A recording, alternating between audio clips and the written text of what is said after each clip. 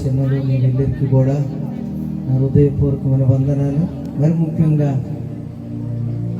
ఈ కార్యక్రమం మరి కృపామాధురి మనం చూస్తుండగానే తను ఏమైపోయింది, తల్లి అయిపోయింది. ఏదేమైనా సరే మరి యొక్క ఈ సమయంలోనే కొన్ని మాటలు దేవుని ద్వారా మాటలు మనం విందాం. ఏంటో తెలుసా, వాళ్ళ నడతలు కనిపెడతారు. ఉదయం లేచి వెళ్ళారు, సాయంత్రం వచ్చిందా రాలేదా అడుగుతాం, లేట్ అయింది. అందులో ఒక ఆడపిల్లతో మరి కాస్త ఎక్కువ బాధ్యత తీసుకుంటాం.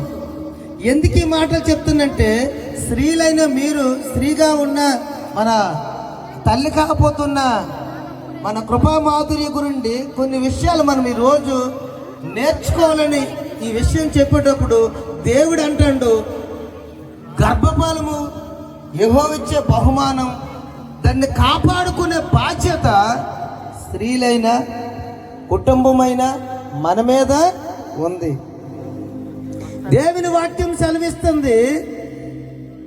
ఈ విషయంతో పాటు తన ఇంటి ఆమె పుట్టిన తరువాత తండ్రి మీద ఆనుకొని ఉంటుంది. తండ్రి అయిపోయిన తరువాత భర్త మీద ఆనుకొని ఉంటుంది. భర్త అయిపోయిన తరువాత పిల్లల మీద ఆనుకొని ఉంటుంది. మన కృపామాధురులని అయ్యగారి మీద ఆనుకునే సమయం అయిపోయింది.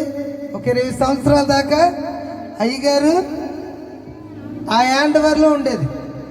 ఎక్కడికి వెళ్ళి అంతస్తులు కానీ ధనము ఇదేది కూడా స్వాస్యము అనట్లేదు. బిడ్డలైనా కుమారులైనా మనల్ని ఆయన స్వాస్యముగా అనుకుంటానండి. మనుషులు ఆలోచించింది ధనాన్ని, యొక్క తరతరాల నుండి వచ్చిన ఆ యొక్క ఆస్తిని స్వాస్యం అనుకుంటాం. కానీ దేవుడు ఇచ్చేది ఏంటంటే మనల్నే ఆయన స్వాస్యముగా అనుకుంటున్నాడు. రెండవదిగా